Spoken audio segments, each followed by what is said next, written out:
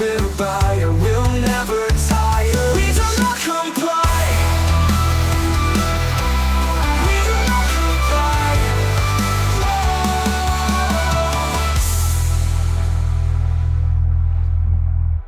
And we're rolling, you said? Yes, we are now. And all the cameras look like they're matched? Ooh. Ooh. Hello, my friend. Hello. Who sings that? Neil Please be Diamond. Creed. Neil Diamond. Yeah, the original Scott Stapp. Yeah. Damn straight, man.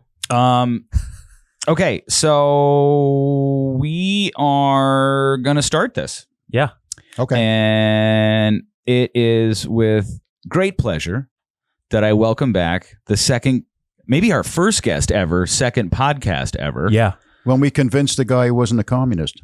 Yeah, which is tough to do. Yeah. Yeah. Which is like, how do we have to do that?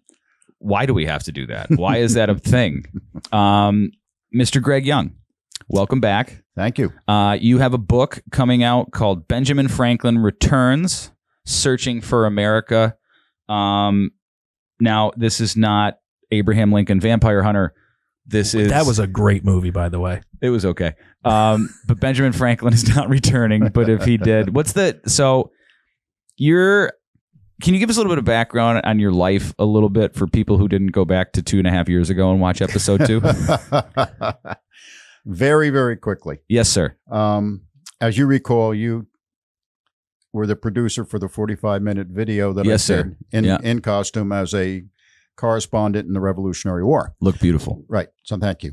Performance you was made amazing. me look that way. But you performed it the way a true professional should. Well, thank you so much. Now You're that very we've welcome. done patting each other Yeah. on the Get a back. room. Yeah. And that required a lot of study on my part with regard to the founding fathers, how the United States was founded, what happened in the Revolutionary War. And when I did, I concluded that Benjamin Franklin was a guy I'd like to know better. I think without a doubt, Franklin was the most interesting of the founding fathers. There are two great pillars of the American Revolution. One was George Washington, the warrior, and the other was Benjamin Franklin, the diplomat. The country would not exist without either one of them. That caused me to think about what Franklin would observe going on in the country today. And then I started with a couple of friends of mine who were bibliophiles, love to read books, and I wrote something about how to get him back here without with suspending disbelief. You know, how can I get him back here so it really sounds logical? So I put together a couple of pages and I sent it to them, and they said, you got to keep writing. Okay. So I did. And Benjamin Franklin, it becomes my roommate. So this is Yeah. Greg. Before you move any further, I didn't suspend disbelief enough. Go ahead. Mark. I just want to make sure that this isn't like a romantic fantasy. This is not. Think Twilight. This does not. With Benjamin Franklin. I just want to dismiss that this is what it is. You guys are end up like college buddies. I'm his wingmate. And, Okay. And All he, right. And he ends up. So it's fiction to a degree. Well, to a degree, but Yeah. then he gets into what's going on. But no, I have to straighten him out because he doesn't mind walking around with a towel draped around him. And he and Adams actually spent a lot of time in bed together because when they traveled, sometimes in the colonial area, you had to share a bed Sure. with somebody. So I assured Franklin that was not going to happen in my condominium. Okay, fair enough. So no, I kind of felt like his pimp. His pimp. As well as his wingman. And I was proud of how he acted. Yeah. Yeah, I actually read the book. These guys, I haven't been able to give them a copy yet. And I will. Actually, here. You can have this one here. Will you sign this before you go? No, I'm going to give you a new one. Oh, okay. Back to you, Micah. Yeah, we flip-flop chapters. So what's in the front of that one's in the back of the I one that's want published. the new one. Okay. Yeah. No, but I read it twice. And I told him after reading it the first time, it is not what I expected. Not at all what I expected. I was expecting it to be more of just kind of like a fun story. It's very informative. I love history. I love early American history. I learned a lot from the book as well. It's not only like a fun, cool, interesting story, a look on culture today and some things going on in America today, but it's a very informative, thought-provoking. And then when I read it the second time, I was able to get rid of my preconceived notions of knowing him as well as I do and try and read it from a fresh perspective of it's just a book I picked up. It's a fascinating read. And I mean, obviously, like, you don't write book. No one writes a book like this unless they have something that they've either witnessed or want to espouse upon. Mm-hmm. What was your core reason besides getting to know Franklin? I mean, you have to have a purpose. So Yeah. what was the impetus for? Well, here's the purpose. The founding fathers had to reach compromise with everything that they did. They would be appalled by the expanse of federal government. Mm-hmm. They had the conversation when they were writing the Constitution about federal government's power versus states' rights. And what has happened today with the consolidation of power on the federal level is frightening to Benjamin Franklin. And he sees what's happening. Because what is going on is, as the power is consolidated on a federal level, you're headed more and more toward a socialistic society. Mm-hmm. This is not what these guys sacrificed their lives for. So to go back to an authoritative rule. And that is exactly what he sees happening today. I don't care which political party it is. The point is, this is what America has devolved to. Mm-hmm. I mean, when you get a federal government, if you want, I can read you what the powers of Congress actually are. Give me just a second. Don't forget your microphone. Yeah, maybe you want to throw something here, Michael, while I'm searching for this. So, I'll talk about this real quick. Speaking of that, tonight, this is being recorded on Friday. Tonight is the premiere of the Frank Scavo interview. Yeah. At 7:00. Did you This is see the one you most of told that me yet, about. or some of it, or? Yeah. I've been like slowly getting through it, but I think two things are going to happen. Number one, I think a lot of people who are willing to look at the world in a nuanced way, look at people in a nuanced way, Mm-hmm. are going to have their opinions changed a lot. I think those people that are so dug into their worldview and preconceived notions of what things are and people are going to dig even deeper. So will it be So a I net think you're positive or negative, or? I think that you're going to get net positive from most people, but there's going to be some pushback. I don't mind the pushback. Yeah. I'd like more people to not be.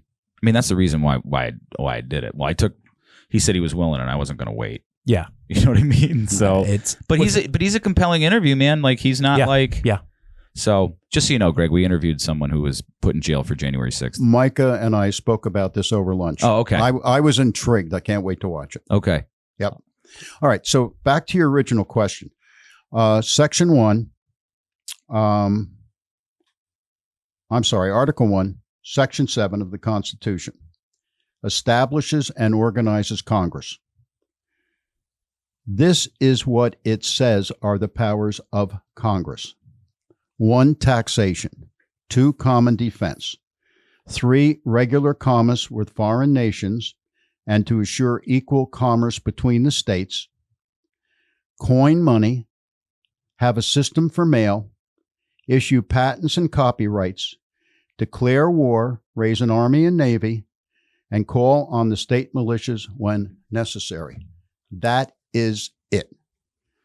So somebody explained to Benjamin Franklin how now we're reintroducing wolves on ranchers' property when they don't want it, how we're going to outlaw menthol cigarettes, on and on and on. And the courts have ruled repeatedly that what has become, I call the fourth branch of government, which is bureaucracy, doesn't have the right to fill in the blanks. Yet it's happening every day of the week. And essentially, that is the problem with the country. All our freedoms are being taken away. And there's example after example. Supreme Court Justice Gorsuch published a book 2 days ago. He outlines what has happened to the laws in this country. And this is what he says. He says that right now, his guesstimate is that U.S. law runs to 60,000 pages. Another 160,000 of regulations defining 300,000 criminal sanctions, which creates 9.8 billion man-hours of paperwork a year, Federal government now funds 1/3 of the state's budgets. So what is federal government doing? It's consolidating everything at the top. And they're doing it by creating a fourth branch of government, which is the bureaucracy, the Federal Trade Commission, the FCC, OSHA, you name it, hundreds of them, on and on and on, creating their own rules and regulations with nobody's approval. With their own courts. Yeah, you don't have anything to say about any of this stuff. He cites examples, and if there's anybody who should know, it's a Supreme Court justice. Yeah. He cites examples of a guy who was brought up on charges by, I think it was the EPA, and he fought him. It took him, I don't know how many years and how much money, and it was finally thrown out because the statute under which they were suing him wasn't in effect at the time he supposedly committed the crime. Now, I used the wrong term. These aren't necessarily crimes. These are just regulations they feel you have violated, and you don't have anything to say about it. So what did you reference before? Article 1, Section 7? Yeah. Mm-hmm. So that's so like, I'm a visual person, right? So for me to like understand what you just said in Article 1, Section 7 is like, and I come from construction. Right. Here's the blueprint. Right. Build this house. Right. I'll be back to see how you've made it, and you come back and it looks nothing like the blue. So if I was the builder of this, the owner, what would I do? Would I go like, where did we go? Where did it go wrong? I need to know where it went wrong, because I'm going to sue all your asses for building me the wrong house. Where it went wrong Was that a good question, Micah? Was that a good? First of all, that might be one of the best analogies I've ever heard for something like that. Yes. Like it really is. Like, I actually had this conversation with somebody the other day. Lots of shows I have fuck up things where I can't ask questions. You're no, right that was on. brilliant. Like, I had this conversation with somebody, I think it was yesterday. They were talking about change orders in a construction project. And there's some people that they don't do change orders. This is it. Yeah. Like, you want to bring me a change order? No, you just do it. Yeah. And if you want to look at a country and where things went wrong, it's been 248 years of change orders. So where do you think? And nobody policed the builder. So I guess that's what, based off of those, which is like, here's your edict. These are the things that you were allowed and supposed to do. Mm-hmm. Benjamin Franklin comes back 240 odd years later. Mm-hmm. What would he think? Where did it go wrong? Oh, you read his book, you're going to find out what he thinks. It's been an insidious invasion on the privacy of the American citizen. It's insidious. And it is because... Now, when you say insidious, that's tantamount to evil. Continues. Absolutely, it's evil. Uh-huh. You have politicians, once elected, who have only one course forward, and that is to keep being elected. Because when the founding fathers founded this country, people don't understand. George Washington was getting along very, very well with the British. He actually petitioned to serve in the British Army. Did not know that? Okay. Because he served in the war, the French and Indian War. He actually started it. That's in the book too. Mm-hmm. And fuck you guys. No, he did. He started the French and Indian War. Yeah. And it was not a good move on his part. But he was a very, very successful farmer in Virginia, married a very wealthy widow, had Mount Vernon up on the hillside at that point. He had a lot to lose. Now, these guys practice what they call public virtue. What that means is, if I'm going to become a representative of the public, forget virtue in my own life. That we're not worrying about. But every time I acted in the public good, I did it with virtue for the people. Washington couldn't wait to go back to Mount Vernon, which is why, after he was drafted to be president, he only served 2 terms. Benjamin Franklin preferred to live in London. If the British king and parliament had taken a little bit easier on the colonies, Benjamin Franklin would have lived in England. Now remember, England didn't go out and conquer North America. These were all British subjects. And these guys were successful guys. So they would have lost a lot by taking on this effort. And once they were in it, they would have been hung from the yardarms on the British ships. Franklin found the list. He was called when the British had New York surrounded and Washington's army was in New York before they drove him out of New York. He actually met with the Howe brothers, who were commanding the Army and Navy. He and Adams met with them. The Howes told them that they would forget the whole thing if everybody just came back and swore allegiance, blah, blah, blah. Franklin finds out later in the war that he and Adams would have been hung from the yardarms right after the treaty was signed, as an example. So these guys gave up a lot in terms of sacrifice for the public good. What he sees happening today is politicians who are self-serving. And how do they self-serve? A, they stay in office. B, they make more and more money. And C, most of them don't have a place to return to because most of them have been career politicians. So back then, like you were saying, like, you know, George Washington was a farmer. Like he was, you know, he's looking to go home and work on his farm. That's Absolutely. what he wanted to do. And you're Right. saying that today, it's like there's no other purpose for them. That's what I see happening. And that's what, Like it's a job. it is a job. It's become a job.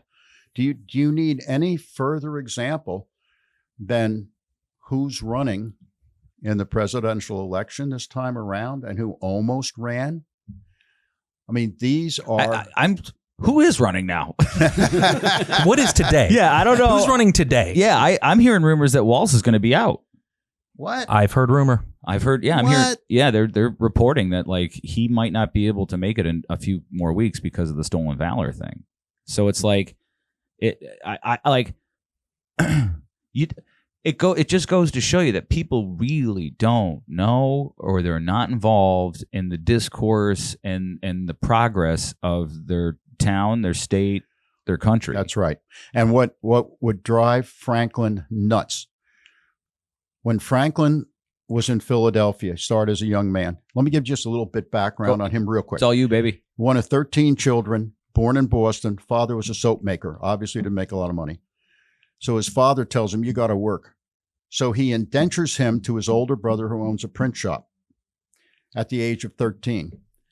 Indenture was slavery. Yeah, servitude. It was servitude. Yeah. The only difference was you had a schedule when you were going to be released from it. Yeah. So Franklin's brother goes to jail for saying wrong thing about the British. Franklin's running the Wait, they were doing like newspaper. 1984 shit even back then? Oh, yeah. Okay. So Franklin, It's back. 1784. It's back, by the way. so Franklin, 1784. Yeah, Yeah, thank you. 1784. Franklin is running a print shop, and that's when he develops all his writing skills and so on and so forth. The guy had no formal education at all, nothing. So Hence why I don't believe in the Department of Education anymore. There you go. There you Okay, go. Keep going. So he's self-made man. I said that. I Right. said I don't believe in the Department of Education. You are hot today.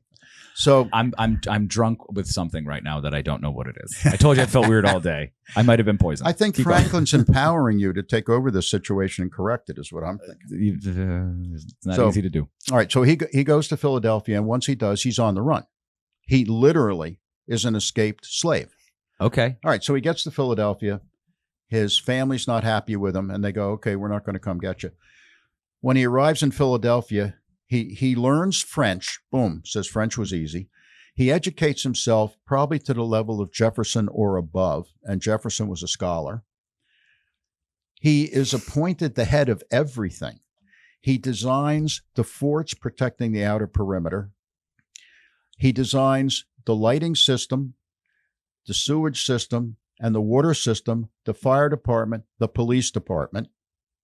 He ends up as For the city of Philadelphia. Yeah. Mhm. Okay. He ends up as the speaker for the Colonial Congress in Pennsylvania. This is all before he discovers lightning, by the way. So then once he discovers lightning, this is the other side of him. He is a scientist from top to bottom. He spends 3 weeks going back and forth between England and the U.S., during which time he drops a thermometer in the ocean, and he is the first guy to plot the Gulf Stream. No shit. Oh, absolutely. He goes on And he's on. rooming with you? Yeah, man. And in this book. Okay. and I can't keep I'm up kidding. with him. I'm kidding. But I teach him how to smoke cigars, hmm and I teach him about scotch. Well, he was like a rapscallion, like back in the day. Would that be an appropriate word? He was. That That might be the most appropriate word. Yeah, Yeah. Micah and I discussed how graphic I can be. I'm a freedom of speech absolutist, Greg. All right, you can go as far as you want to go. Well, listen, it's in the book, and people will read about it. There was first of all, when he goes to England, he's immediately accepted in the Royal Society. I'm getting to your question. Yeah. Which is 200 of the greatest minds in the world, the greatest think tank ever existed. He's immediately accepted in because of his experiments with electricity. He had a battery developed at that point. So while he's there, he obviously meets the upper crust. And he's working the British to try to resolve this problem before the revolution. So he falls in with all the mucky mucks. Well, there was one in particular who started the Hellfire Club.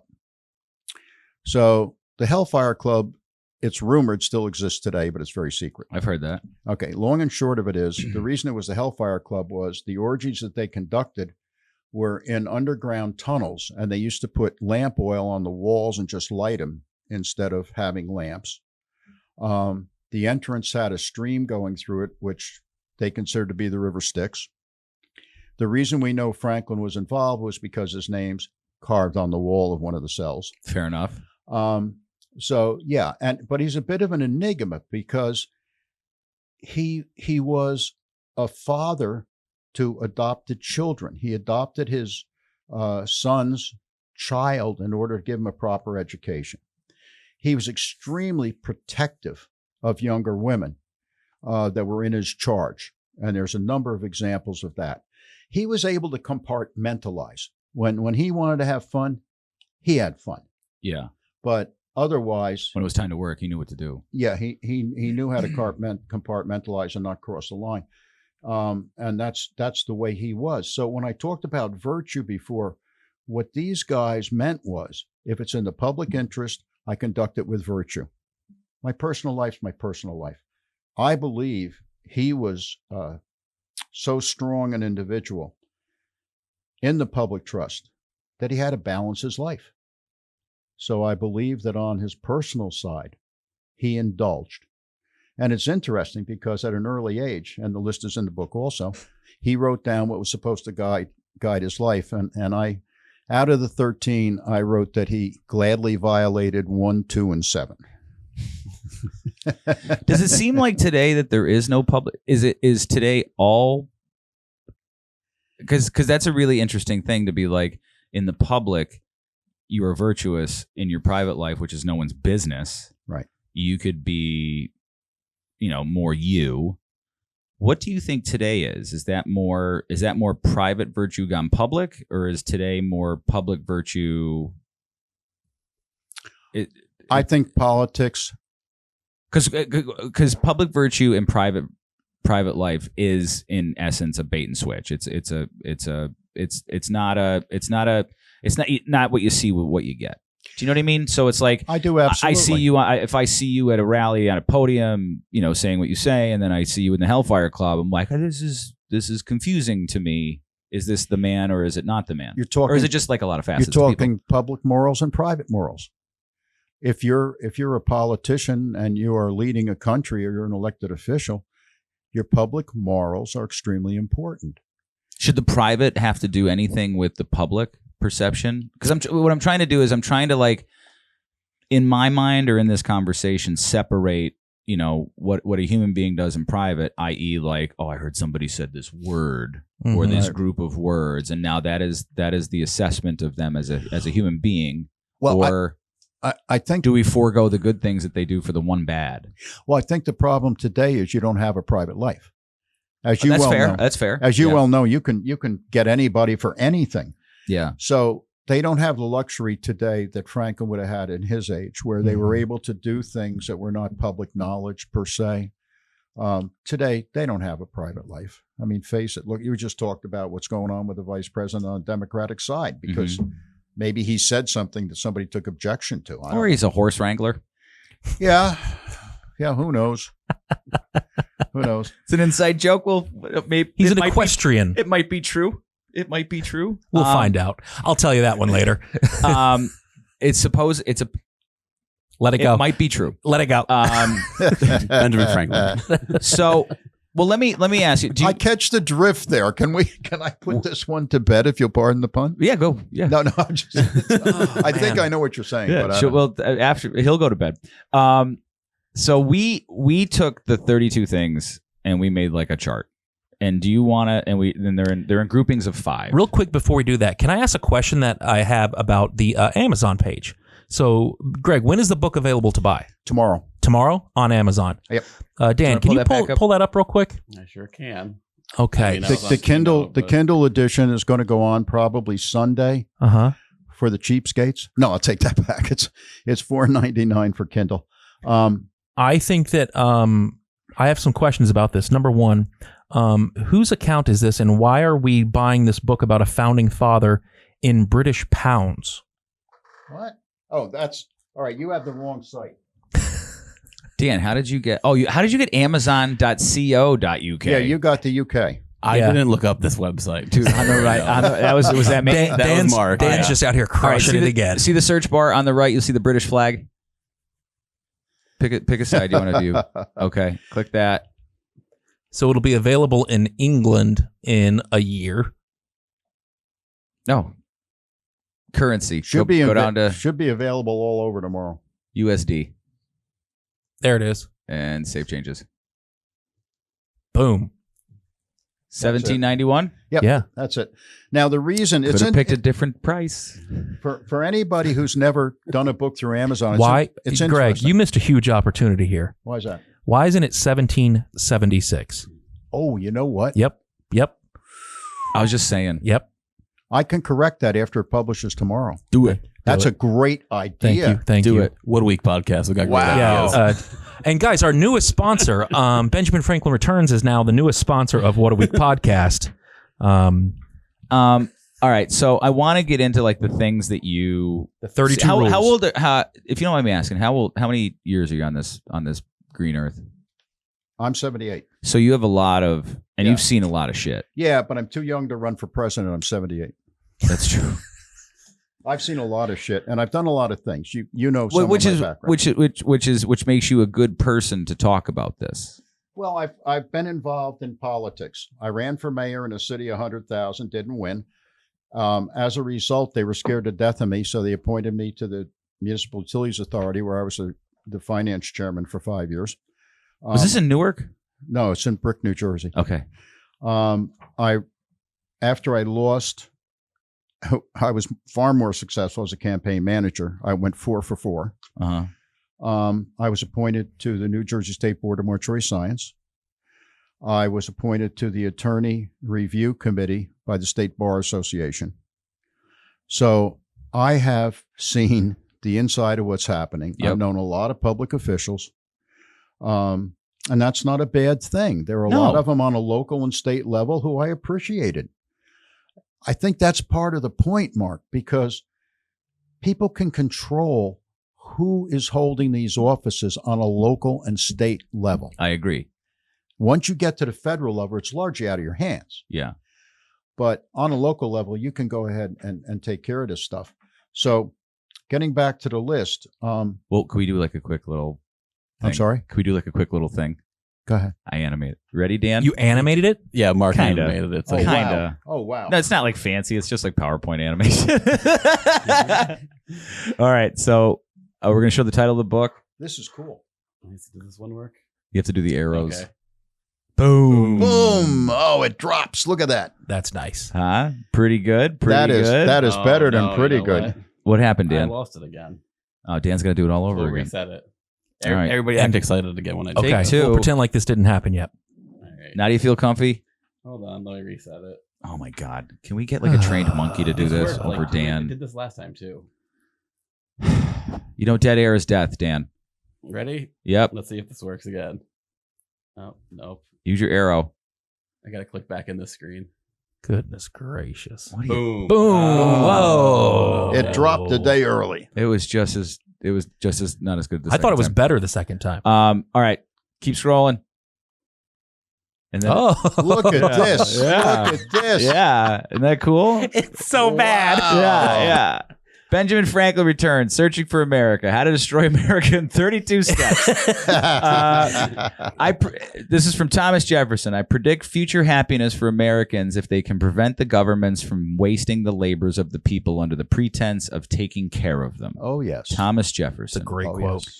So let's get into the first 5, and Sure. don't mind my numbers because they're not going to match yours because we didn't know how Okay, then to. I'll We just- didn't know how to lay it out. I'll So we'll just just wing it go here. piece by piece. No problem. All right, Dan, you ready? So, conceal your intentions. What does that mean? What that means is sell somebody any way that you can to get them elected, regardless of what their agenda is. So that they can be a pawn for you or a puppet? A pawn and a puppet for the big money that controls them? Uh-huh. Yes. Divide Americans into tribes. Pit people's differences against people's differences, which destroys the American spirit because we're a nation of immigrants. We came here with our differences. So if you can destroy the idea that we all share the American values, then you have created tribes by religion, ethnic heritage, philosophies, and you have divided us. Democrat, Republican, shit like that. I mean, yeah, black, white, gay, straight, Not even- all of it. Not even Republican, Democrat. More, even- Polish, from Chinese, from Italian, and then we've got the various religions, Jew, Palestinian. Catholic, who knows? Pit one tribe against another. Now, these are things that they do, that they have done historically. In the past, these things have been done, correct? Oh, absolutely. Okay. And that's what's happening today. They're pitting one tribe against another instead of saying we all came to this melting pot. Keep your heritage. But when you step outside, you're sharing America with the other people. Yeah. And what destroys me is once you start to point out these differences, you are then causing discrimination. Yes. And that's destroying the nation. Yes. You're creating an environment to discriminate against people. Absolutely. Yeah. Which increases fear and hate. Yes. Enslave some tribes by making them dependent on welfare and blind them to a way out. This is an interesting one. We're talking about the inner city. A book that I wrote previous to the last one called Angus Davitt and the Convergence was essentially biographical. And part of it is about my experiences in the Newark riots of 1967. Okay. Now, my family had a business very close to Newark. My father had a business in Newark. We're talking obviously about blacks in the inner city, people of color in the inner city. A lot of them moved up to Newark thinking they were going to get jobs. They moved here from the South to get jobs. And when they got here, there weren't any. A lot of it was because of what government did to the city and Newark. So what did they do with them? They stacked them in hamster cages and they put them on welfare. They also... Now, the leaders of Newark did this. Leaders of Newark, which was controlled by the mob at that point. Okay. The mob pillaged the city of Newark, pillaged it, broke it. The last Italian mayor of Newark went to jail.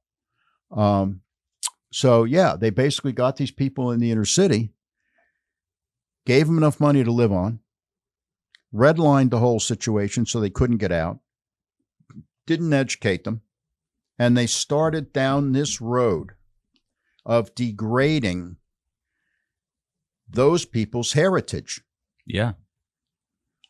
Those people have babies, too. And those people have grandbabies. And the one thing that I will never forget as long as I live, the most prominent newspaper in New Jersey was the Star Ledger. And on the cover of the Star Ledger was a picture of a woman sitting there with her daughter next to her, surrounded by children.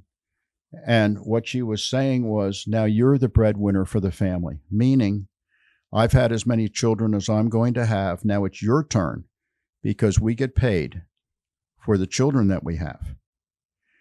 You're in a situation today where I feel so sorry for the families in the inner city.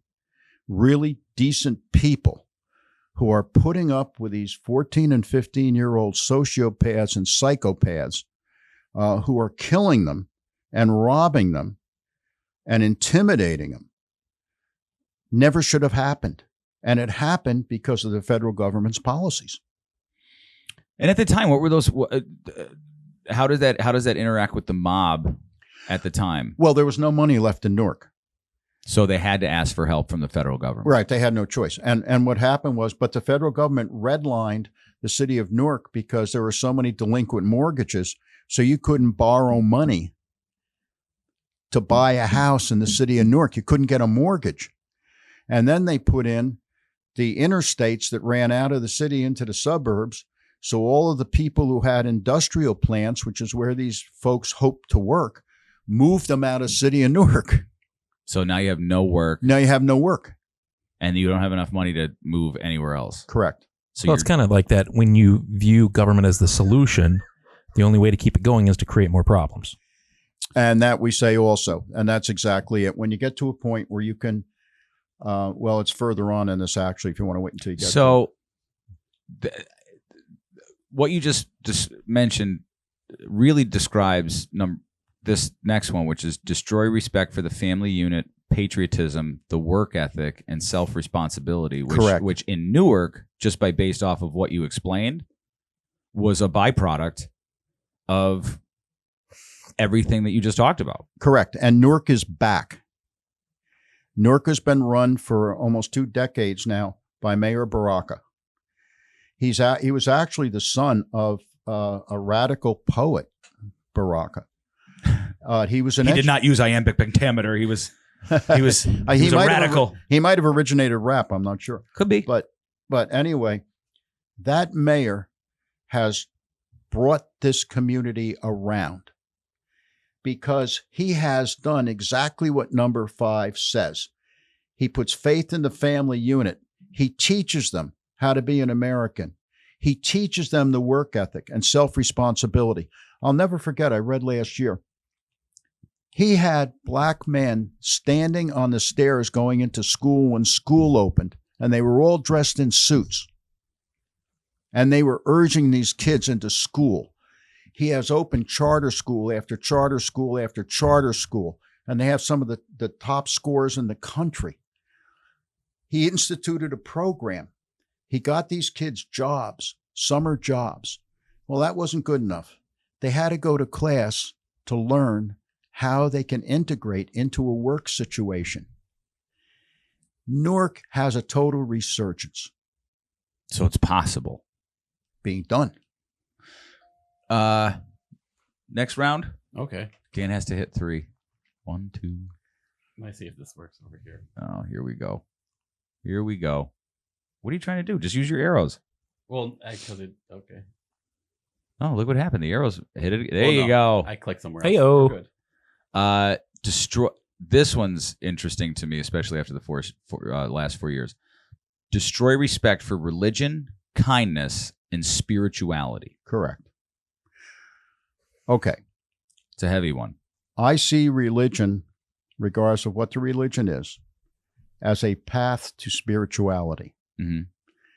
I see religion on its own as being destructive if not used for the right purposes. Mm-hmm. Franklin talks about that also.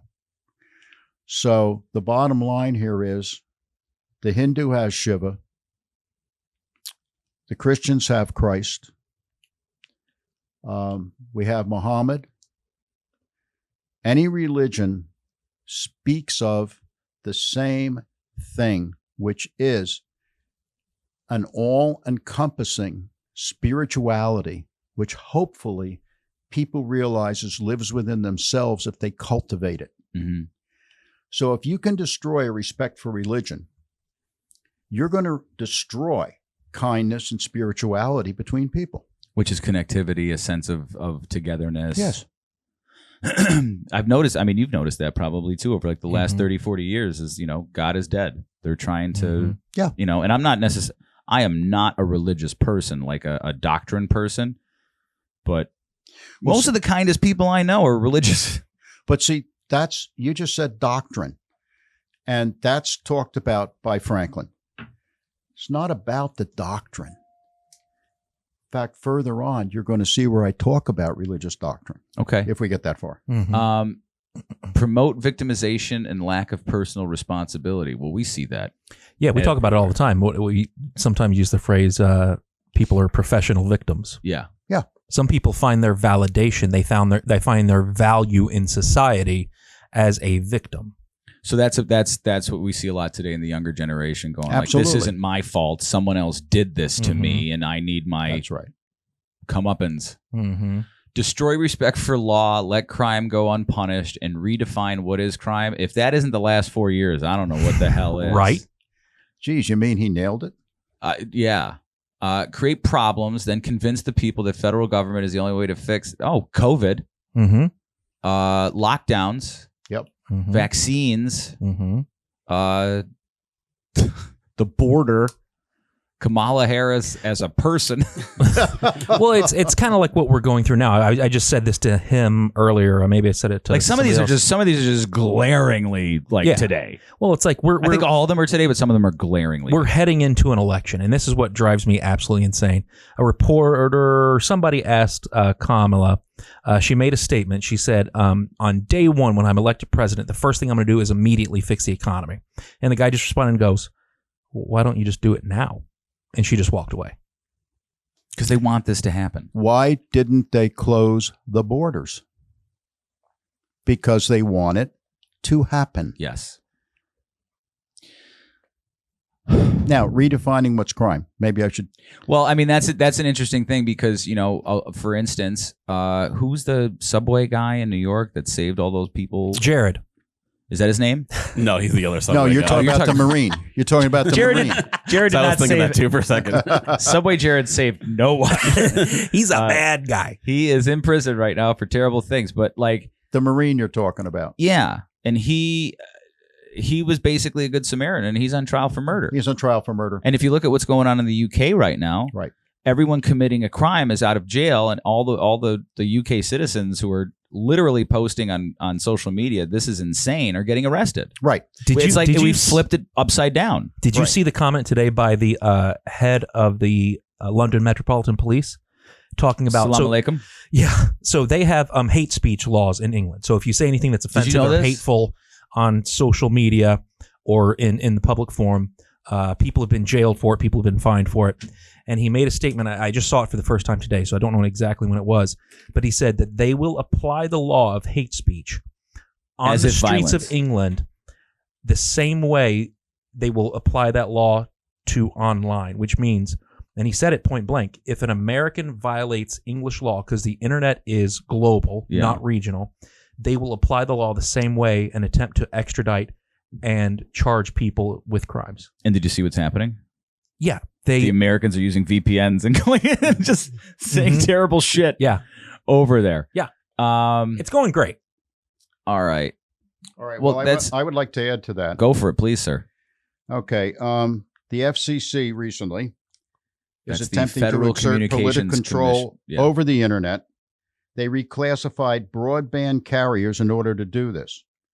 Again, it ignores the previous court verdicts that government agencies can't fill the gaps of what's in the Constitution for what Congress has authorized. No matter, they're going to go full speed ahead. Also, an executive order, I wish I could find it here. I'll have to come back to it, but I can't find it. It happened in the last 3 days. There is now a directive that anybody who criticizes what's going on with the attempt for a two-state situation in Israel, Oh, yeah. I saw that. our government, it was in the Wall Street Journal, Mm-hmm. our government has a right to freeze their bank accounts, freeze the bank accounts of anybody they're associated with because they expressed an opinion about this two-state solution to the Israeli-Palestinian situation. Where is this? Wall Street Journal. And it, In America? yeah, Oh, yeah. but Wow. it's a We saw it. pro Israel thing Here where it's it like is. you I'll tell you can't. exactly what it said. Without criminal conduct, it directs that the federal government without criminal conduct. This is Biden's directive. Holy fuck.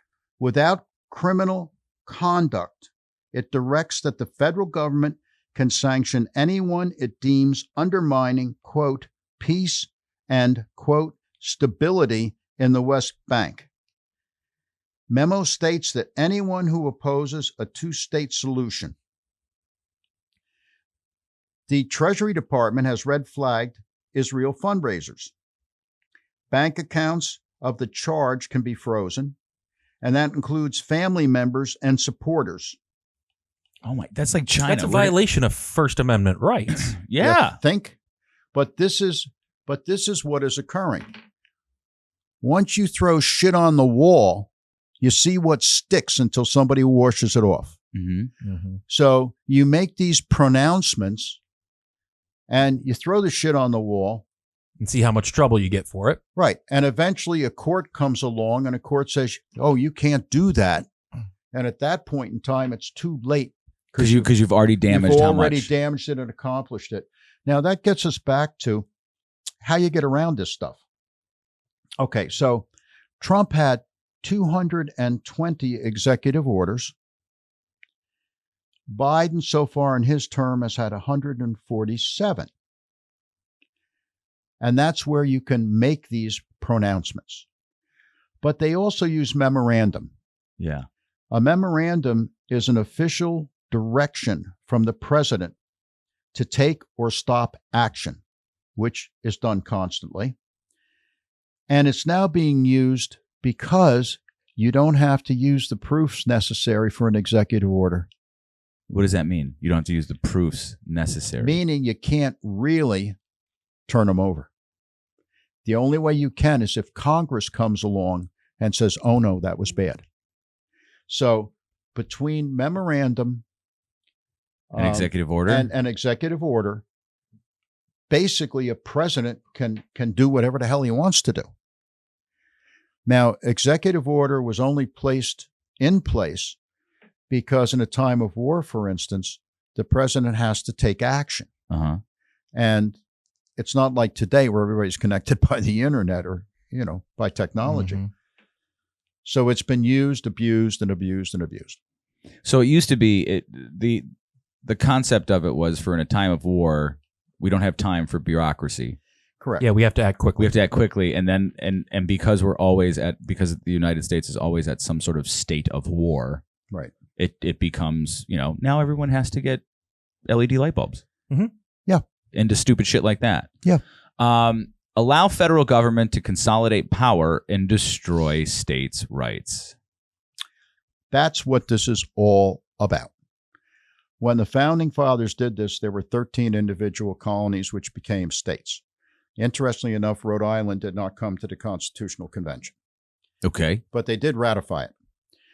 So at that time, these guys are doing a balancing act. Franklin's last official act was to abolish slavery in the state of Pennsylvania when he was 80 years old, and he got it done. He wanted to put it in the Constitution. So did Washington, Adams, and Governor Morris. They couldn't. The reason they couldn't was because they would have lost the southern states, which had to have the labor. So they made the consolation by allowing for amendments.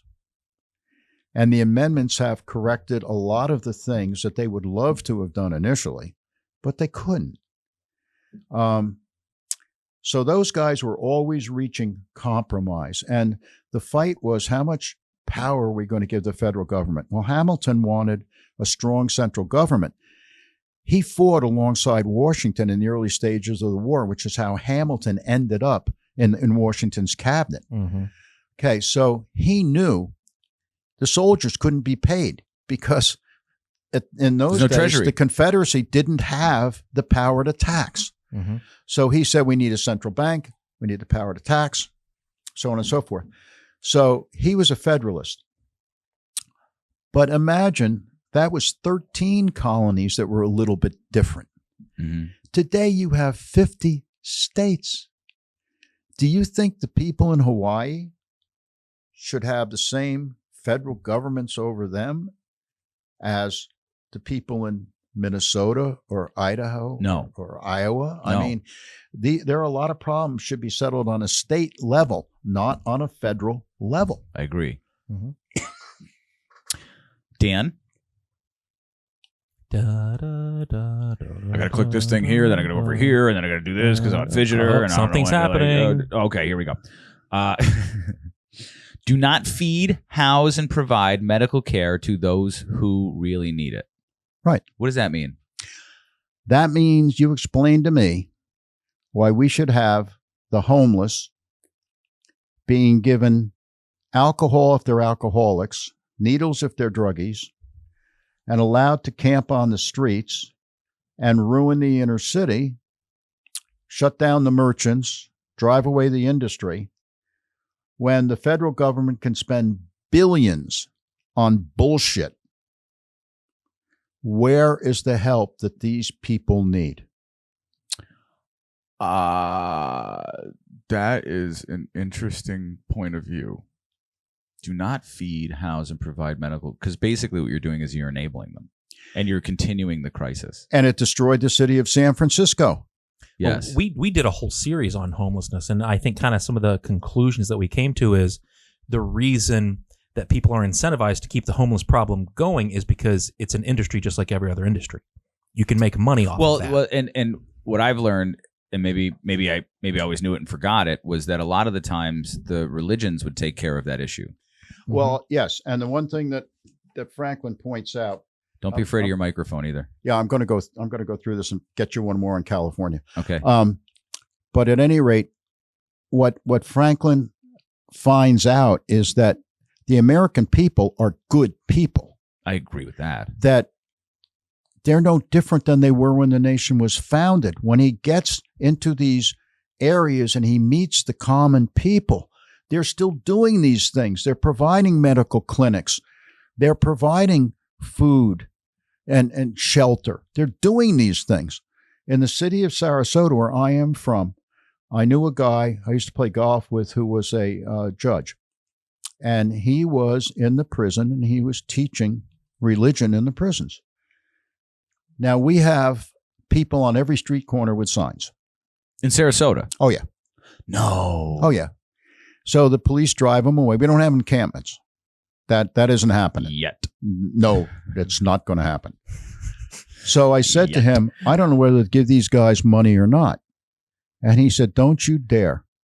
He said, they couldn't go hungry in Sarasota or Bradenton. Somebody would pick them up off the street and shove food down their throat. They couldn't go without a roof over their head because we have so many shelters. Mm-hmm. He says the reason that they don't use them is because they're druggies and they can't go into the shelters. So the shelters have a rule: if you're They won't intoxicated in some way, they won't allow drugs in the shelters. seems fair. Yeah, you think? You got to protect the honest people where they're just had a hard time. There's a program called Mayors Feed the Hungry, which I give some money to. And they pinpoint families living in their own homes, maybe apartments, whatever. Mm-hmm. And they help feed those families. So I'm convinced on a local level, I'll give money to them because they know who those people are. Right. And it's going to go to the right spot. So again, it's back on the local level, Mark. Well, it's all politics is local. Mm-hmm. One of the 32 ways you can destroy your country: create a fourth branch of government bureaucracy that destroys capitalism through over-regulation. Now, explain this for our liberal friends out there. Well, you have three initial branches of government. Because they hate capitalism. I know. You have originally three branches of government. However, once government created this huge bureaucracy of all of these government agencies that control every aspect of your life, they are destroying people's ability to make money. I mean, OSHA's a fine thing, but if OSHA walks in and OSHA finds a minor violation, which I can guarantee you they will if they walk into your business, because they can't walk out empty-handed. Okay. That's scary. Yeah. They can't walk out empty-handed. They have to find something. Okay. Then you are going to pay the price for it. That's only one example of one. Well, I don't know the number of agencies that exist in this 200. country. There's 200. There's 200? Okay. Yep. 200 from the FBI to the CIA to the NHS to the CDC to the Department of Agriculture to all those things. There's 200 of them, and most of them are they have their own courts. Oh yeah, there's no. That's the problem. You have no recourse. Yeah, you can't say with the Constitution. They're like, nope, fuck you. Exactly right. Yeah. The idea of capitalism, as I understand it, is that if you create or make a product that will injure people or make them sick, people will know about it. Well, you have the First Amendment, and those people don't buy that shit anymore. Correct. That's the way it's supposed to work. So it's like, right. If DuPont is, poisoning the fish in the East River, all of us should constitutionally go like, no, you can't do that. And actually, there's recourse for that in the Constitution if you do that.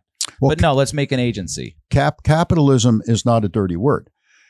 It's the most equitable form of monetary commerce. Yeah. What capitalism simply means is I will produce a service or a good that my neighbor needs. That's all capitalism is. So take your hands off the individual. Let him answer the needs in the economy. Oh, gee, Harley Davidson is now getting all their parts made somewhere else. They're not made in the U.S. Gee, why don't we make it easy for Harley Davidson to have a foundry and make their own parts for their motorcycles? I mean, because that would make sense. Right. Use the multi-1,000-page tax code and income taxation rules for social engineering. That's interesting. Can you explain that? That's a good one. Well, how many deductions did you take on that were legal last year, Mark? Did you take on your income tax? I don't know. I don't look at them. Okay. Well, Micah, because I'm an idiot, has to take deductions. Every time you take a deduction, it's because the federal government wants you to spend money over there. Okay. That's simple. The tax code. Part of those 200 agencies is the IRS. Yeah. Yeah. By the way. Yeah. So for what it's worth, the tax code, I believe, is over 1,600 pages right now. And ask yourself. Not one single American would understand that. Nobody. Not one. No. And the job. Even the accountant. Dan, you're an accountant. Do you understand the 1,600 pages of tax code? I stay away from tax accounting because it's way too confusing. There's way too much just like going on with it that like I can't deal with it at all. Right. And so you have to be like Rain Man or Savant to deal with. Yeah. Jesus. What's harder, the tax code or getting a simple PowerPoint to function properly? Tax code. Tax code. Tax code. Well, here's I think, the point about that.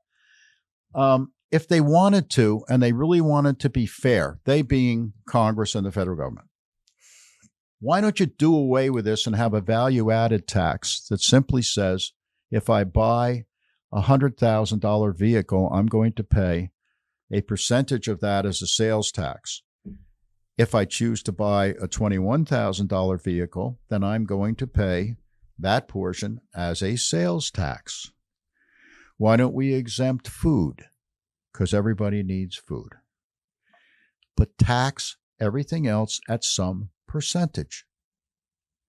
It would be very, very easy. But if you do that, then you lose the ability to socially engineer what you want to get done. So when you say social engineering, what does that mean as you say it? What it means is I'm going to tell you that if you spend your money over here, you're incentivizing things. Correct. Tax breaks for XYZ. Right. Which creates social engineering, which creates an unnatural behavior. Correct. Well, I mean, for example, like well said. But there's grants available right now post-COVID. There's a lot of money floating around. There's grants available if you hire this type of person that looks a certain way. Uh-huh. Isn't that weird? Do they look and like doesn't me? and doesn't look a different For way. example, when the CARES money came into Pennsylvania, they put together a team. Senator Blake put together a team. And the conclusion that they came to was all of that CARES money was going to be available to businesses that were either minority or women owned. So my businesses, because my wife and I are equal partners, it's not majority woman owned. So we received none of it. And Greg, Yes. does Benjamin Franklin have anything to say about the taxes collected when he was back in the day versus today? They were largely insufficient initially. We almost lost the war because Washington had no money and had to rely on private sources, which is why the federal government was charged with being able to collect taxes. Okay. But that has now, as we talked about, gotten totally out of hand. So how much under taxing was happening back then compared to today? Well, if you read the book where you did the initial video for me, the Freemasons who won America's War for Independence, Washington actually had to go to his private Masonic brothers to get money to keep an army in the field. When he was driven out of New York by the British, the war was essentially over. The British pursued his army across New Jersey. He started out with 10,000 soldiers in Manhattan. They drove him out of Manhattan, picked off his soldiers, and then when he got to the top where he was going to cross the Hudson River into New Jersey, about 5,000 of them said, screw this, we're walking back to our homes in New England. And they did, because they started a spring campaign, and it's now November, and they're wearing the same clothes they wore when they marched into New York. Yeah. So Washington starts across New Jersey. Hamilton holds the British off with their 3 field pieces at New Brunswick. Washington makes it across onto the Pennsylvania side. Now his men are freezing. It's December. The army is going to disband January 1. He's down to 2,500 men. So he's down like 3/4 of his own. Yeah, he's down to 2,500 men. So he says, what the hell do I do now? So he calls them together and he goes, I will provide a bonus for anybody who will stay. And they all give him hurrahs. He doesn't have the money. Mm-hmm. So he calls up a Masonic brother. The honest guy lied? Just throwing it out there. He calls up his brother in Philadelphia, and he says to Morris, can you bring me some money? Well, Morris puts together gold to pay spies, paper money to pay the regular army, and he rides into Washington's camp about a week before the Battle of Trenton. So the army gets their money. Well, then the opportunity came up for him to march into Trenton the day after Christmas, which he does. So what saved the revolution was that private citizen. Now, the last major battle of the war was not Saratoga. Yorktown. Yorktown, thank you. Whew. So at Yorktown, the French are now in the war. The French fleet's off the coast of Yorktown, so the British can't be resupplied. Here's Cornwallis and the entire army. The French unit and the American units have them surrounded. So you send word to Washington, who's further north, bring the main body of the army and we win the war. He doesn't have any money. He reaches out to actually a Jewish Masonic brother by the name of Haim Solomon, who was an interesting character in his own right. If we had enough time, I'd tell you all about him. And it was said by Adams, if you need money, reach out to Haim Solomon. So Solomon comes up with the money privately to fund Washington's march to Yorktown and essentially win the American Revolution. So what you're saying is there's 2 pivotal moments of private money. Absolutely. That helped create the America that absolutely we wanted to live in today. And that is what led to the founding fathers giving the federal government the ability to tax. because under the Confederacy, they did not have that ability. And that is why Washington had no money. So it seems like from then getting to the next one, which is weaponize the tax system to waste the people's money for political gain. Now, the three younger guys in this room have had pretty eye-opening experiences over the last 4 years of just paying attention Right. on where a lot of that money goes and who it goes to for what reasons. I think the big one for a lot of us was how much money we gave to Ukraine that did not make it to Ukraine. Right. Weapons. Did you know that we're giving, I think, $54 million a year still to the Taliban? No. It's like $20 million a week. Oh, is it $20 million a week? They were giving like $20 million a week Yeah. to the Oh, yeah. Taliban. Well- The Israel-Palestine situation. Mhm. How much money is collected from the American taxpayer that is literally wasted, lost, or extorted?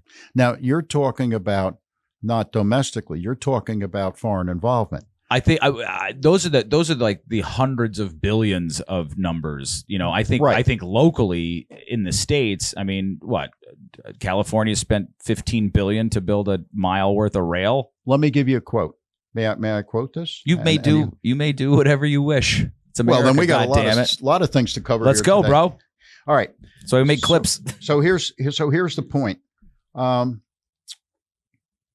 Don't forget about your microphone. Government can't be held accountable for all that spending. Bear in mind that currently 1/3 of most states' government is provided by the federal government.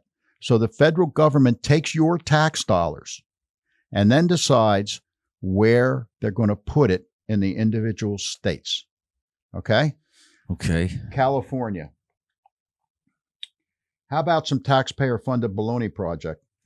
The Federal Transit Administration, yes, that must be one of your 200, and there is such a thing, is sending California $500 million to begin construction of 6 miles of subway to link Silicon Valley to San Francisco at a cost of $2.1 billion a mile.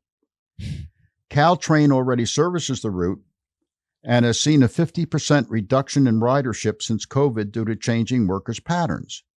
Now, the new excuse to divert taxpayer money won't open till 2037. And if you believe they'll bring this boondoggle in on time, then let's move the Brooklyn Bridge from New York to California. But wait, we're not done. The feds just handed California another $3.1 billion for another bullet train debacle. It's 170 miles of track from Las Vegas to an hour east of Los Angeles. That one is supposed to cost $128 billion, and the project is supposed to cost $400 a ticket when completed in 2033. Currently, you can fly from Los Angeles to Las Vegas for $200. It goes on and on and on. California, if memory serves, distributed $13 billion to various municipalities and counties to do something to take care of the homeless situation. They were supposed to file a report. Yep, I read this yearly. Yep. Mm-hmm. Okay. No. Can I tell you what I heard and you tell me if I'm right? Yeah, go ahead. They have no idea what they did with the fucking money. No idea. Yep. They haven't filed a report. Yep. They haven't filed a report in 3 years. Yep. No idea where the money went, what it went for, who it went to, what it helped. Went to, no idea, and how effective they were. Yeah. Did we decrease human suffering? Right.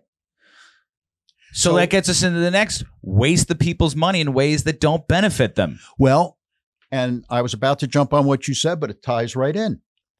Why would you do that? Because you got no soul. Okay. You're more interested in paying off your cronies than you are solving the people's problems. And you will tell Social Security recipients, guess what? Your program's going broke.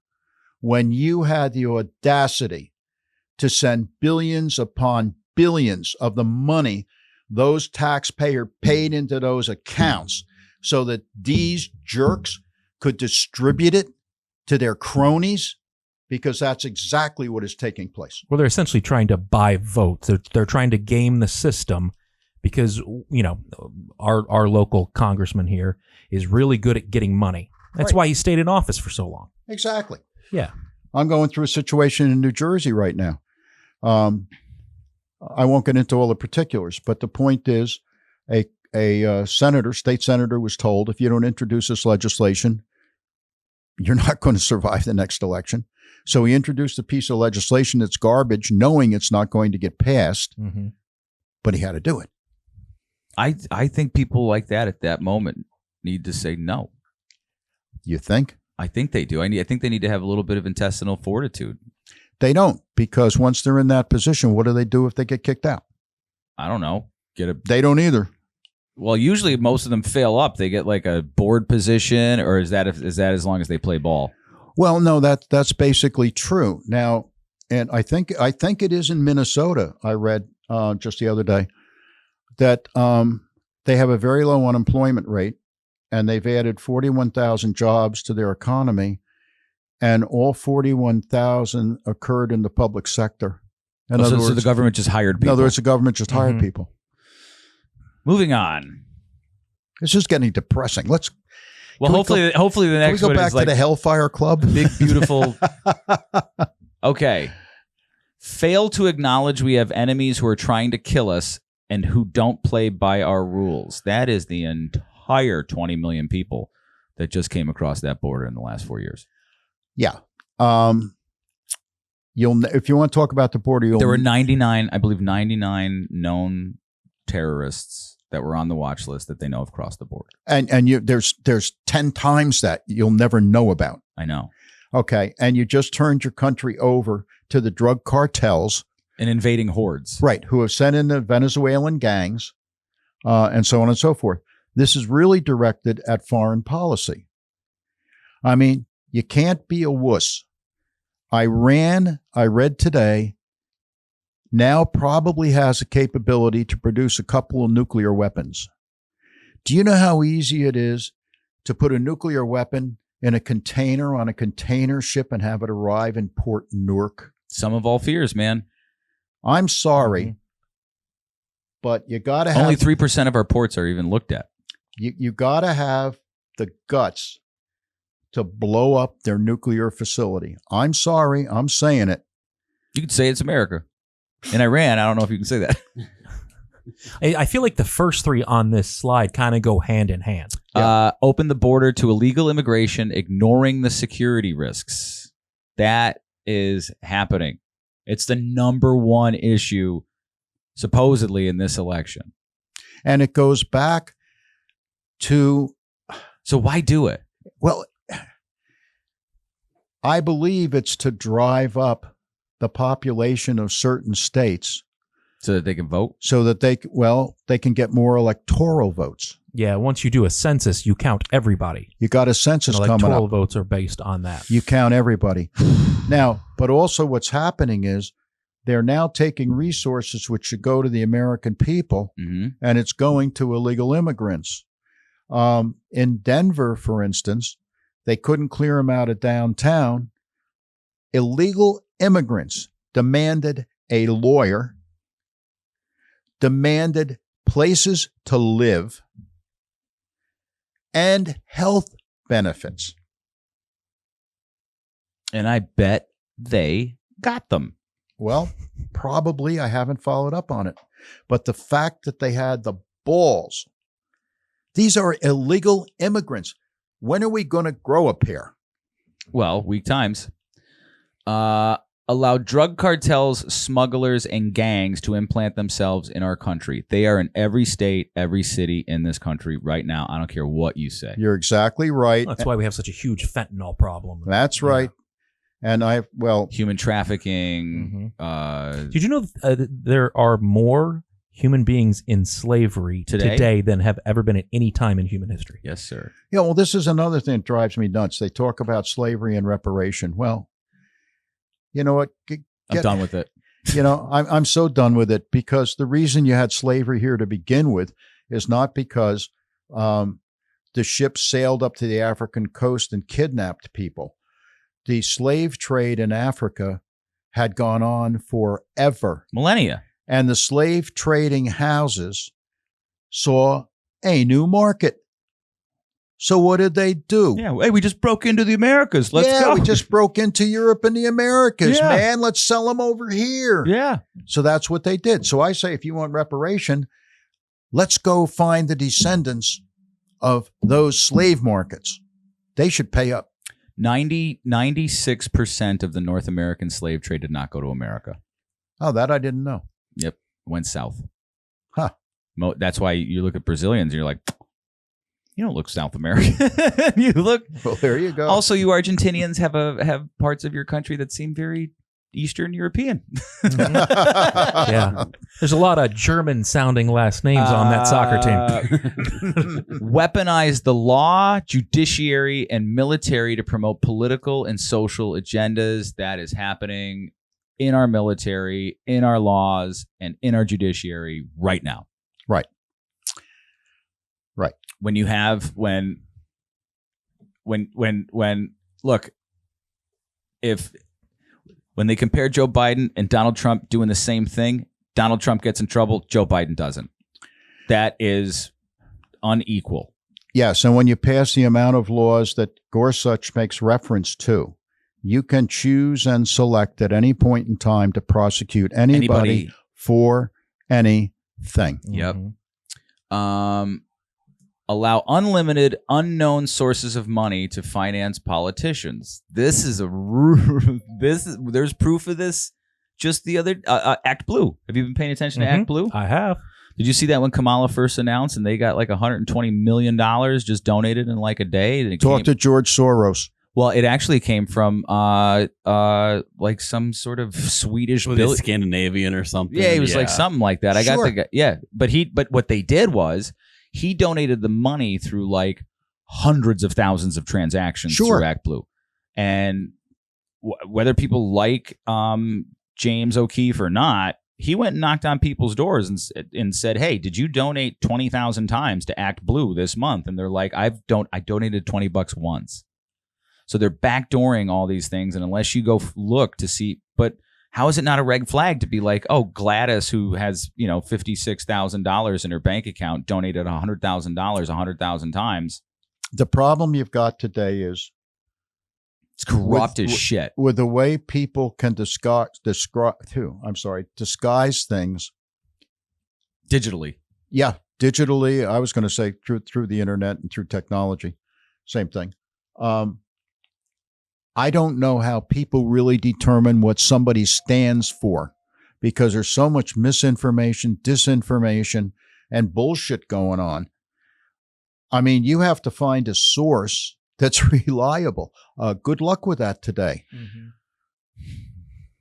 Well, in 2012, there was an executive order for something called the Smith-Mundt Act. Did you ever hear that? Nope. That was the repealing of the Smith-Mundt Act, which was in 1948 put into law that says that the United States government cannot propagandize its people. So that was repealed in 2012. There you go. Through executive action. There you go. Through Dan, executive action. Let's move on to this cavalcade of horse shit. Weaponize the law, judiciary, and military to promote political and social agendas. Did we just do this one? Yeah, you might have missed it. We did the first two. Allow unlimited, unknown sources of money. Right, okay. go to 3. Do not ever, under any circumstances, propose term limits. Staying in power begets more power. In my opinion, that's probably one of the biggest ones. All these other things are very important, but when you have somebody who can just continually stay in power, their motive is to stay in power, not to do the best thing because they know there's a limited amount of time. Correct. What did it used to be? Didn't it used to be? It was almost like a luck of the draw. You were a representative, or you had to go represent your community. Well, what? Am I mistaken in understanding that? Harry Truman's a prime example. Micah and I were talking over lunch. What presidents do I most admire? I got to put Washington first because of his sacrifices. What this man he did went not want to be a king. Through. He did not want to be president of the United States. He walked away from it. And then he walked away from it. Harry Truman got us through World War II, made decisions. He decided to drop an atomic bomb. Can you imagine the weight on somebody's shoulders to do that? He then confronted communism in Europe. The man went through unbelievable decision-making process. If there was ever anybody who could have walked away with a big head, it was Harry S. Truman. He rode home on a train. I visited his house. He stapled linoleum together on the floor of his kitchen when it got a crack in it because he didn't care about replacing it. He used to sit on his front porch, and the Secret Service finally begged him to put a fence around the house because people were stealing the doorknobs to have a piece of Harry S. Truman. Okay? He said when he left office, "Now I'm just Citizen Truman."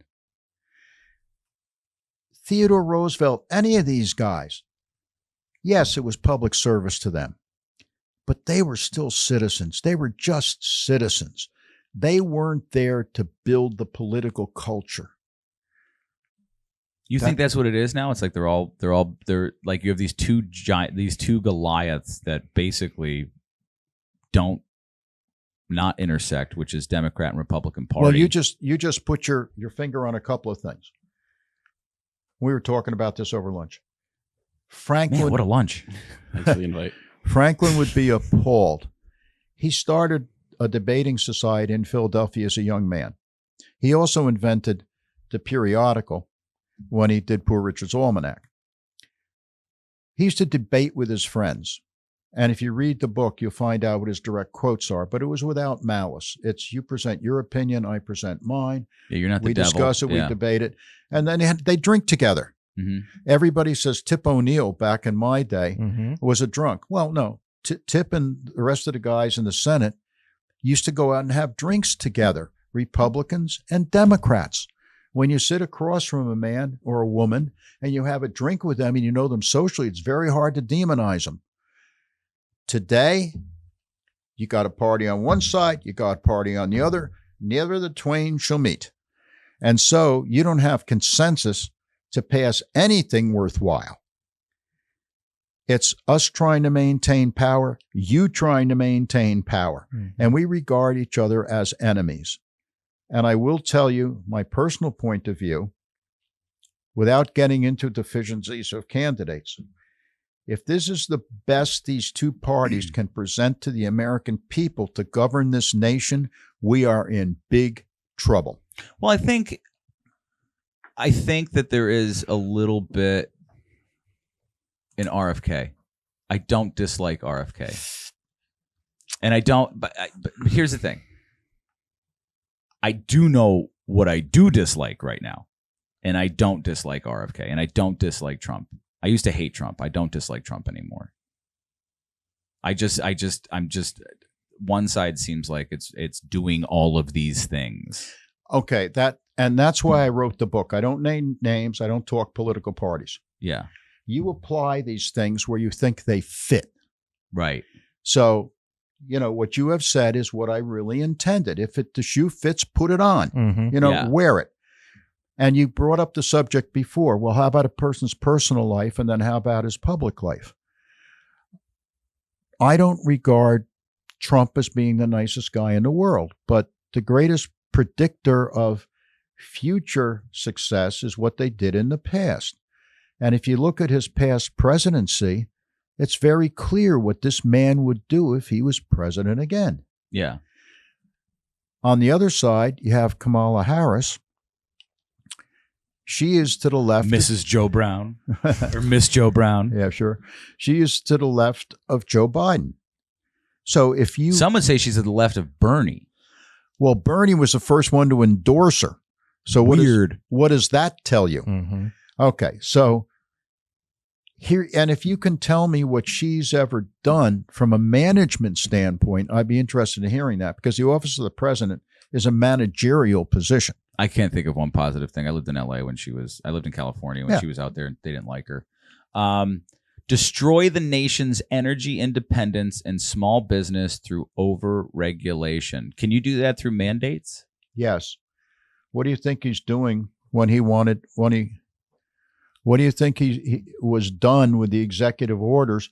Let's take California. California is not allowed to sell anything but electric vehicles starting in 2033. That comes from Newsom. Mhm. Okay, so you have a grid, an electrical grid being was gonna held say. together with duct tape. They keep having rolling blackouts. Right, and rolling blackouts in multi-million-dollar houses. And by the way, some of the forest fires are caused by the old electrical conductors breaking off of the towers because they're 30 years old. Mhm. So now what you're going to do is mandate this massive change. And if you read what's going on, they now have made it virtually impossible on a federal level to not produce electric vehicles. And they don't have the infrastructure in place to handle it. Yeah, or drive around. Right. So now you've got GM and you've got Ford on their balls of their butts because they have electric vehicles stacked up on their lots that they can't get rid of. Because no one wants to buy them. Nobody wants to buy them. So that's just one example. I mean, they want to outlaw gas-fired grills. They want to outlaw the use of natural gas. Did they ever stop to figure out what produces your electricity? No. It really They don't care. It destroys me when you've got people writing regulations who can't go, gee, 0.1, 0.2. 0.1, I'd really like everything all electric. 0.2 is, how the hell am I going to produce the electricity? When you can't think that far Yeah. and Big you're trouble. running our lives. Yeah. Do you guys have a heart out? Well, I actually just said something to you because my phone is blowing up from the women in our lives, aka the mother-daughter combo I heard that on my run phone our too. that run our lives. So what do we have? I think we have less than a few minutes. Oh, come Okay. on. Just speak sweetly. Bring her flowers. Oh, Learn from your elder. Oh. okay. The gauntlet is thrown. Oh, okay. The gauntlet is Okay. thrown. We make a That's Dan's go-to we make move. a stop on the way home. Yeah. Just point me toward a florist. Well, my wife just texted me. She goes, "Is this sauce supposed to be on?" And I'm like, "I don't know." Well, you just tell me what you want to do. Let's keep going. All right, let's keep going. This one's near and dear to me. Use public schools to indoctrinate, not educate. Ooh, there you go. Destroy charter schools and private education so that only thing that teaches your kids is the state. And when you accept doctrine over common sense, we are lost. I believe it was, I forget who said it, but I think it was maybe Yuri Brezhnev. He said, "Give me your children and I'll take your country." Mm-hmm. Let's move on, Dan. There is sauce cooking. There is sauce on the stove, Dan. Okay.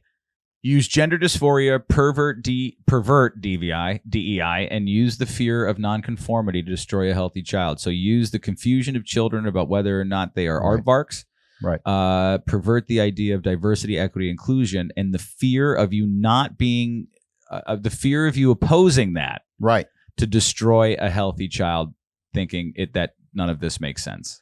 If anybody who has a child knows that the little boy today playing with dolls may grow up to become a Romeo, Quite possibly. the little girl, Quite probably, actually. right, the little girl who decides she wants to be a football player, 6 months later could very well be putting on a dress and playing with the dolls. Yeah. Kids are trying to figure this stuff out, and they go through stages. So if you can convince them as they're going through these stages that they have mental problems, Yeah. you are destroying the child. And that plays right into number 2. Destroy merit-based advancement. Right. So So no more meritocracy. correct. If we use DEI and we have to have representation by various members of various tribes, Mm-hmm. and we do that instead of using a merit-based system, Who's the best person for it? we have destroyed industry, the military. Now, you have industry pushing back right now. You can read every day what's going on. Yeah. So I don't wear my John Industry- Deere hat this week. I saw something the other day, like, so for me, I look at, DEI, and not to get myself into trouble here. for it. Diversity is a good thing. Right, Diversity of thoughts. Diversity in general is a good thing. right, Inclusion is a good thing. right. equity is a good thing. Absolutely. So why, if we would agree that those are good things, do people get mad when somebody is called a DEI hire? Because the problem with it is it's exclusive. Mhm. It's exclusionary. It comes under the guise of inclusion, but what it really does is it excludes the non-desirables. So what you're saying is hiring somebody, giving them a job, treating them a certain way based on the color of their skin, their creed, is now a good thing? It's reverse discrimination. I give up. Well, it's a way to confuse you. It's a way I to know. make you go. But so, look, if it was all the resumes, pieces of paper, and phone interviews, Mhm. sure. Like if you're like, hey, the best guy is Mahmoud, great. Yeah. That should be the guy. Mhm. Yeah. If the best guy, if the best person for the job is Sarah, the white Irish girl, fine. That's right. Mhm. That's the way it's supposed to be. But they go, no, it can't be Sarah because it has to be Mahmoud. That's right. Mhm. And That's the reverse problem with it. discrimination. Correct. Now, the other problem is Well, it's not reverse discrimination. It's It's just discrimination. discrimination. it's discrimination. Yeah. Well, it reverses the intent of what they're trying to do. Right. Yeah. It's Well, real- it's one of those things that like in action, it's the opposite of its intention. That's exactly what I was going to say. Yeah. Mhm. Destroy merit-based advancement, meritocracy. Destroy the long-term economy by piling up massive national debt through wasteful spending. We are spending, our national Like debt is going up crazy. $1 trillion now every less than 100 days. And we are now paying down on our interest on our debt more than we spend on our military. Correct. And we always used to bitch, we're spending too much money on the military. But Mhm. now no one gives a shit that we're paying I think down at the this debt. point, we're not even working on the principle. It's just enough to cover Oh the no, interest. you'll never. And here's the problem: you're going to destroy the value of the dollar at some point in time. You mean the fiat dollar? Mhm. Make America a coward in international affairs, embolden our enemies, and dump our friends. That's exactly what's happening. I mean, you look at what happened immediately China, after Russia. the last presidential election. Russia immediately goes into the Ukraine. You know, you look at what's happening in the Middle East. You look at what's happening, like you said, with China, Taiwan. Mhm. Yep. I mean, it's across the board. The reason why the international community did not fuck with us with Trump because they were like we were. Well, we don't know what he's going to do. Yeah. You know what I mean? Yeah. Sometimes being crazy works to your advantage. I've often said if I were president, I would look for the first opportunity to take out somebody. It's like going to jail. You hit the Mhm. biggest guy in your first Yep. day. You take First them day out. to new school. You take them out. Yep. First Yep. day of school. Yep. Yep. You find the biggest bully and you punch him. Degrade the military by substituting merit-based advancement and underfund defense. Well, we've been all through that. Yeah. Really. All right. Let's move on, Dan. Okay. Buy in that the UN, the United Nations, the World Health Organization, and the International, what's CC? ICC? International Commerce. Commerce Commission, I think. And other international bodies have American interests in heart. Right. They would like you to think that you need to buy into these things and become a part of the world community. Well, I think they're basic. I mean, they're globalist organizations. So in order for the globe to be strong, the major powers have to be a little bit weaker. And the thing is that these people who are in these are not representing their countries. They're representing the organization, the global organization. And Which is- just by proxy, just by definition, it's not about the specific countries. It's not about anybody's sovereignty. It's not about anybody's freedom. It's about we want to get the goals of our global organization. Consolidate power. Yep. Mhm. We just think that because it's a nonprofit, it's not evil. And you want the best example in the world, the World Health Organization and Fauci. Fauci, in my opinion, the man should be charged. I'm with you. With various crimes. Mhm. He used the WHO in order to control the population of the United States of America based on bogus science. Yes. And he knew it from the get-go. Mhm. And you're talking about a guy who went through it, me, Because you're a mortician. yes, in the metropolitan area, and I could tell you stories that would break your heart because of the mismanagement of the situation. Mhm. Nobody had to get locked down. All they had to do was protect the old and the infirm, and they didn't do it. Give him some vitamins. Kids weren't going to die from this. Never. You and I are in hardcore agreement on that. Allow the federal government to take over the individual states' National Guard.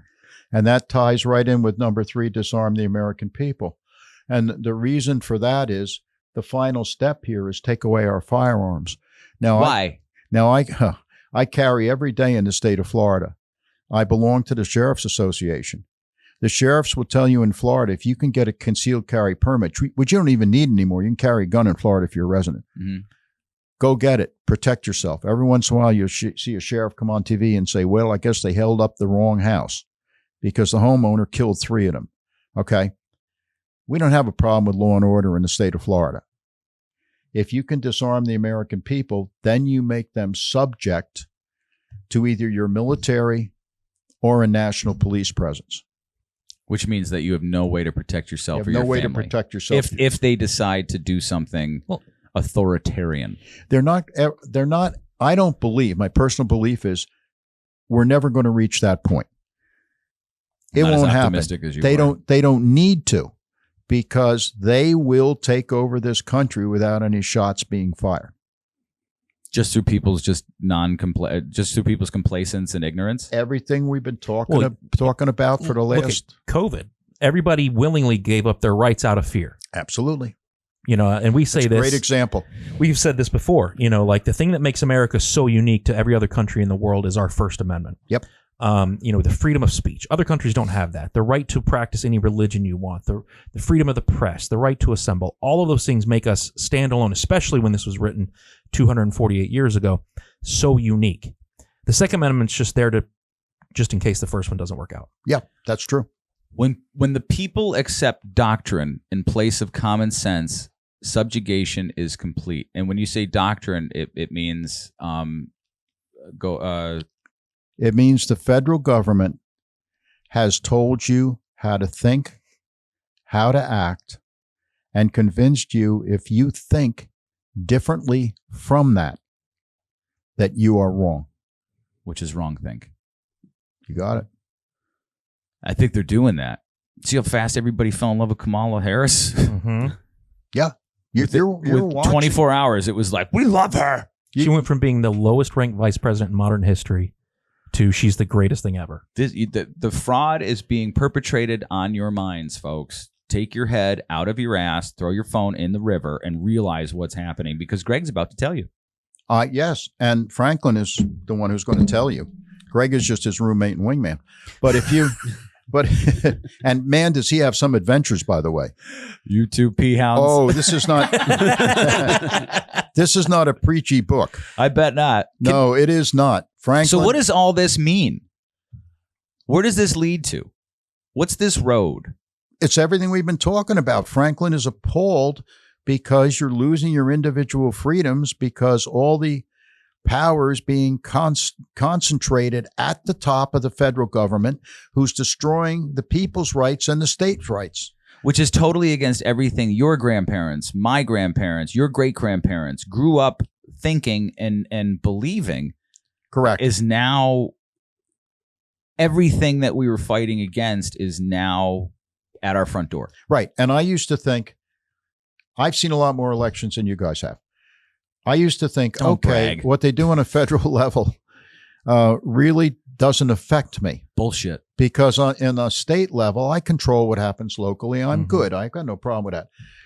The federal government is so far infiltrated into every action anybody takes that they have control of our lives. There's only one way. I mean, look, whether you like who's running or not, if you want socialism, follow those 32 rules. See where they came from, and then determine for yourself who's going to reverse it. Well, I mean, the quick, easy answer to that is some people's socialism is just someone else's neighborliness. Tim Walz said that.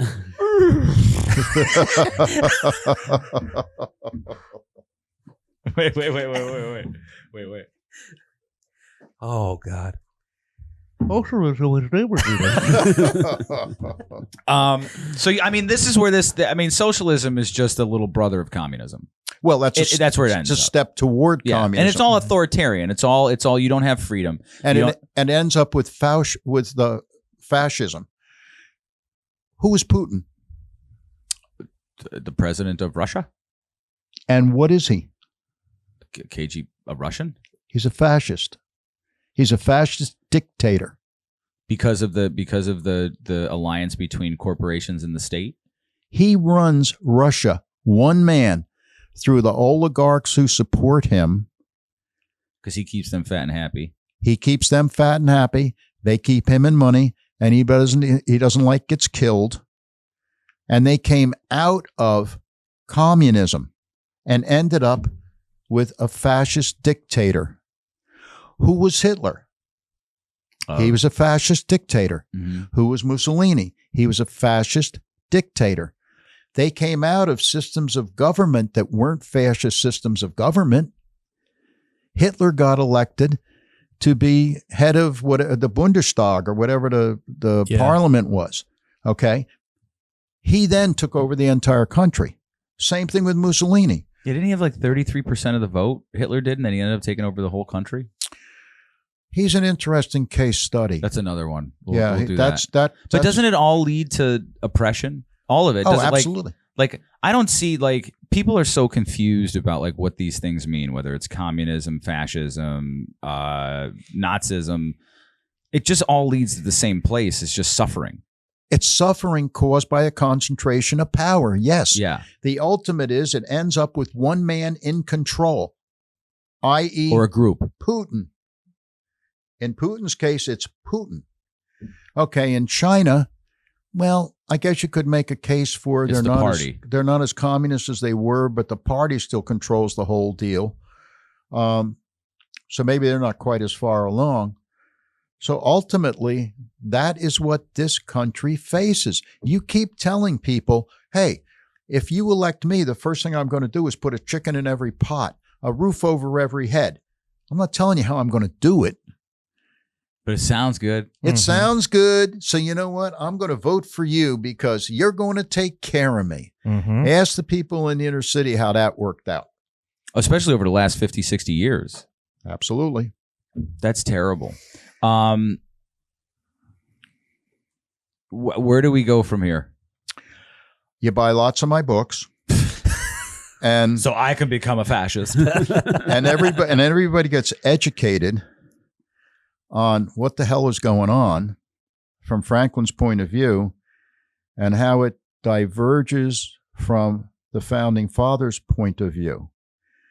I hope it also gives people a firm understanding of who these founding fathers were, because I hate it when politicians try to destroy what these guys did to create this country.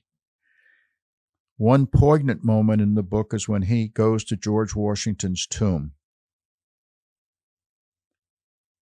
He takes a flask of rye because Washington was fond of drinking rye. And in fact, they just uncovered his distillery. And he pours a little bit of rye onto the concrete by the fence of the tomb. And he talks to George Washington. And he ends up with his hands on the bars, his head on his hands, and he cries. Look how terrible it's gotten. Is there a lot of big action pieces in this book? Oh, yeah. Is there really? Oh, yeah. Son of a bitch. I was gonna be like, Greg, here's $1. Can I have the rights to make this a movie? Yes. I think it'd be a great movie. Do you think it'd be a good movie? That's what I told him when we talked about it before the book was done. You'd obviously been working on it for a while, and I said, this to me would be like it would be. Hear me out on this. Like, is it National Treasure meets the Da Vinci Code? Do you know a bunch of millionaires? Aren't you guys? No, I don't have. I'm not even. I was out. I'm not even a thousandaire right now. Before you guys got here, I was working on my oral sex business cards. So I'm like, I need to. Not interested. He was uploading pictures to Feet Finder. No, and I'd love to. First of all, I'd love to have you give me a copy. I'd love to have you sign it. I will, absolutely. And I would love to. I mean, I haven't been excited about a story that I'm a big sci-fi guy, right? So anything that takes like, oh, you're going to love the beginning of this. it's like Jesus in 2024. What would he say? You know what I mean? Like I've always thought, like, what would the forefathers say if they came back today? Would they be upset? Would they be happy? Would they be? Here it is. And I think the one thing is we've gotten into some really heavy stuff. Yeah. I mean, what we got into is really the conclusion, but he has some fun adventures. I mean, there is stuff that goes on in this book with Benjamin Franklin, in my opinion, that's really cool. All right. Well, I might have something to do this week. Oh, I'm driving down to. I have a journey next week. Do you want to borrow mine? No, he said he has one for me. He's going to sign it. I don't. Oh, well, then fucking liars everywhere. Will you sign my Micah copy? No, because it's not the real one. I'll tell you why. Let me tell you why, Mike. I'm going to send you one, obviously, that I autographed for you. Initially, we had the introduction to the American Revolution as the first chapter. Mm-hmm. And I'm dealing with some literary agents, and they told me it's the wrong thing to do. Put the introduction to the revolution in the back of the book. You need to capture people right up front. So, and then give them context why. The chapters are out of sequence. So I just have to flip 2 chapters, don't I? Yeah, I started at that point. Okay. He's got a book for you. No, I gave it to Chris. Oh, you gave it to Chris. Because Chris is more family than I am. And I can't get the book right now. It's locked until it publishes tomorrow. If nobody's ever done it with Amazon and published on Amazon, what happens is you put the whole file into Amazon. They do an amazing job. Great job. But then they lock the book 72 hours prior to publication. So you can't go in and change anything. Makes sense. Yeah. So the book is locked right now until it comes out tomorrow. Mr. Greg Young, the book is Benjamin Franklin Returns, Searching for America, written by Gregory W. Young. Today is the 9th. It'll be available tomorrow, August 10th, for Kindle paperback. Order it. Based on the conversation, I highly recommend it. I will have to read the book because I'm an idiot. And does anybody have anything else to say? Thank you for the opportunity. Every time you're in, man, I love it. Really appreciate it. Yeah, you're a good dude. And then one day I want to talk to you about doing the intercoastal boats. Been there, done that. Yeah. Do it again in a heartbeat. Time. Everybody good? Good. Dan, you want to say it? Rapscallion. Dan did a good one.